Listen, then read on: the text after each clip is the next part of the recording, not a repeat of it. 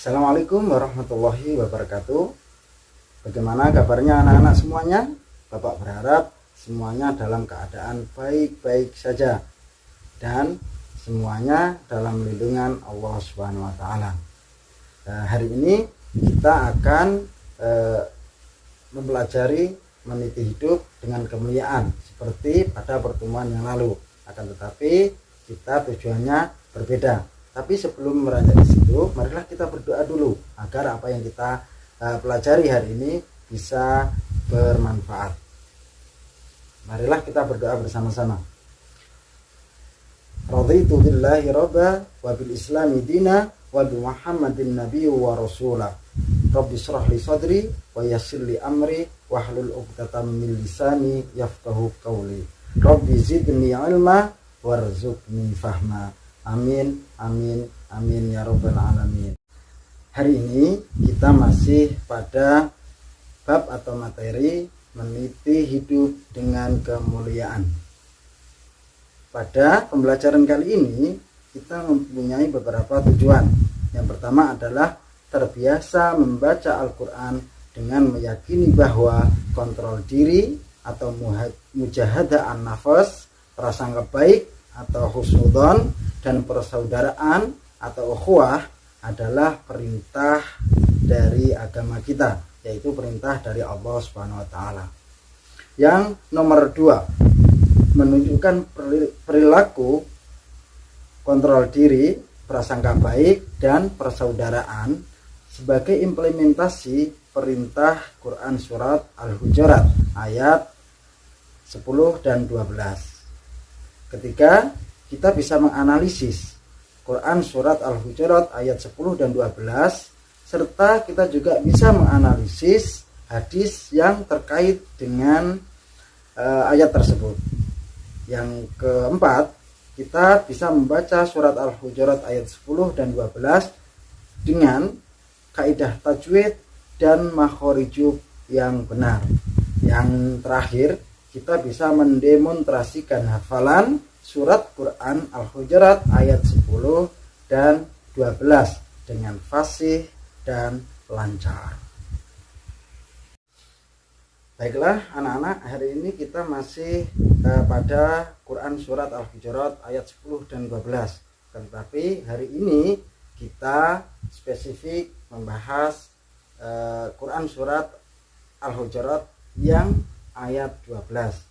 Kita baca bersama-sama ya untuk mereview pertemuan yang lalu. Pada pertemuan yang lalu kita sudah berusaha membaca dan menghafalnya. Maka dari itu marilah kita review sekali lagi. Bapak mulai.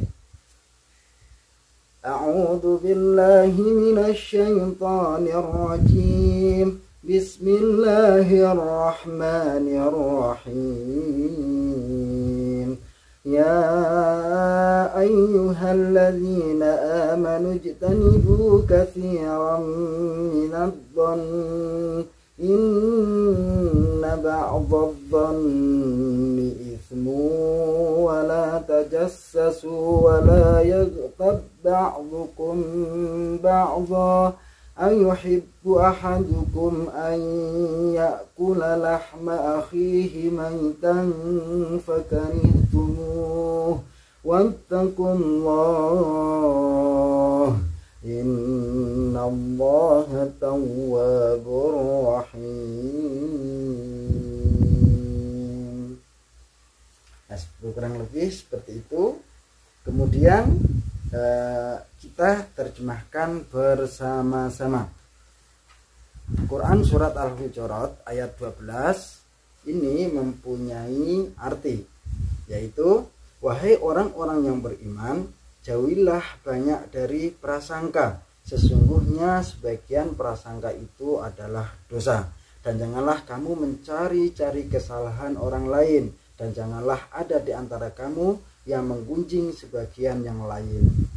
Apakah ada di antara kamu yang suka memakan daging saudaranya yang sudah mati? Tentu kamu merasa sangat jijik. Dan bertakwalah kepada Allah. Sungguh Allah Maha Penerima Tobat dan Maha Penyayang. Seperti itu makna dari Quran surat Al-Hujurat ayat 12. Kemudian kita berlanjut kepada asbabun nuzul. Apakah anak-anak tahu apakah asbabun nuzul itu? Asbabun nuzul adalah sebab-sebab diturunkannya kenapa ayat ini diturunkan. Nah, kita baca ya. Untuk asbabun nuzul Quran surat Al-Hujurat ayat 12 ini, yaitu diriwayatkan oleh Ibnu Munzir yang bersumber dari Ibnu Juraji bahwa ayat ini, yaitu Quran surat Al-Hujurat ayat 12, turun berkenaan dengan Salman Al-Farisi yang bila selesai makan suka tidur sambil mendengkur.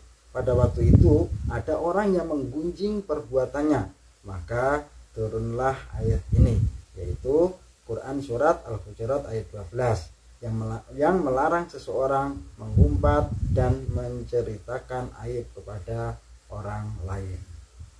Anak-anak, setelah kita mengetahui asbabun nuzul dari Quran surat Al-Hujurat ayat 12 ini, marilah kita menelaah tafsir dari surat tersebut.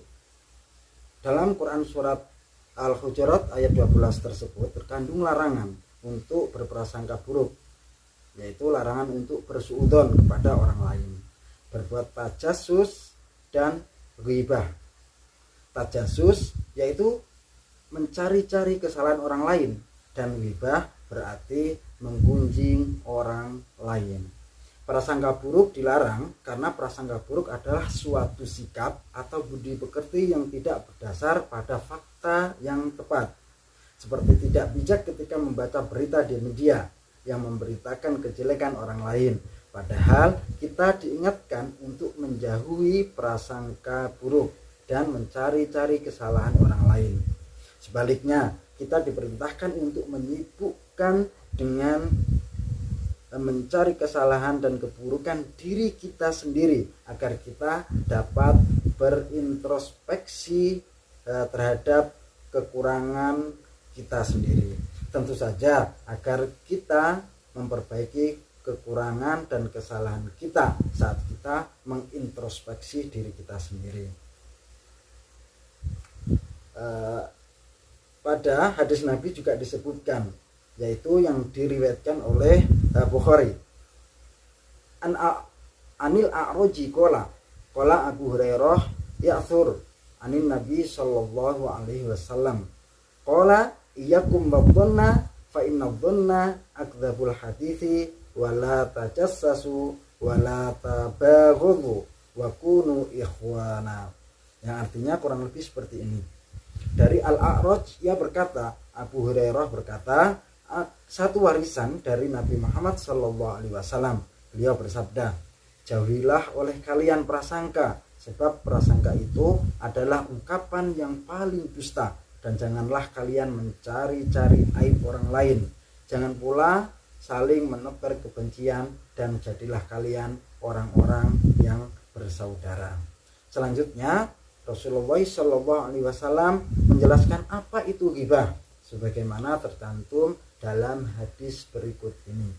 An Abi Hurairah anna Rasulullah SAW qala atadruna mal ghibah qalu Allahu wa rasuluhu a'lam qala dzikruka akhuka bima yakrah faqila afara'aita in kana fi akhi ma aqul qala in kana fihi ma taqulu qad tabtahu wa illam yakun fihi ma taqulu faqad bahattahu. Diriwayatkan oleh Imam Muslim. Arti hadis tersebut adalah dari Abu Hurairah radhiyallahu an bahwasanya Rasulullah SAW bersabda, tahukah kalian apakah ghibah itu? Sahabat Rasulullah SAW menjawab, Allah dan Rasulnya yang lebih mengetahui. Nabi Muhammad SAW bersabda, yaitu engkau menyebutkan sesuatu yang tidak disukai oleh saudaramu. Nabi Muhammad SAW ditanya, bagaimanakah pendapat Anda? Jika ia benar,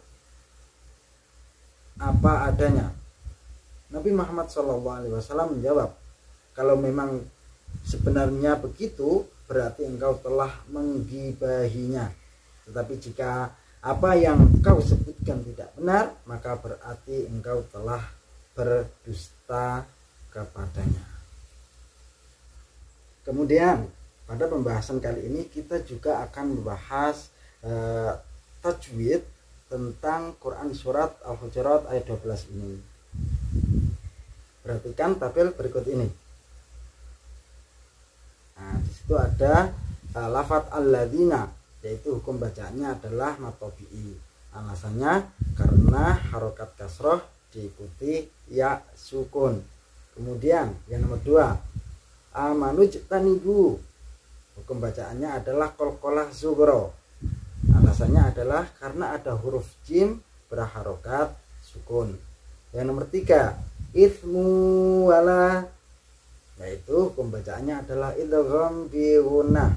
Alasannya karena ada huruf mim berharokat dhammah tanwin bertemu huruf wawu. Yang nomor 4, ba'dukum ba'dha, hukum bacaannya adalah ikhfa safawi. Alasannya adalah karena ada huruf mim sukun bertemu huruf ba. Yang kelima adalah ba'dha, yaitu hukum bacaannya adalah mat iwat karena ada fathah tanwin terletak pada waqaf. Yang nomor 6 adalah tawwabur rahim, hukum bacaannya adalah idgham bi gunnah. Alasannya karena ada huruf ba berharokat dhammah tanwin bertemu huruf ra. Anak-anak, di penghujung pembelajaran kali ini kita akan mereview kembali apa yang telah kita pelajari tadi. Ayo, apa yang telah kita pelajari tadi mempunyai beberapa poin. Yang pasti kita bisa mengontrol diri, bukan lepas diri. Kita bisa berprasangka baik, husnudon, bukan berprasangka jelek atau suudon. Kita juga bisa membangun ukhuwah Islamiyah atau persaudaraan secara Islami, bukan bercerai-berai seperti itu. Terima kasih. Marilah kita akhiri pertemuan hari ini dengan bacaan kafaratul majlis. Subhanakallahumma wa bihamdika asyhadu an la ilaha illa anta astaghfiruka wa atubu ilaik. Cukup sekian.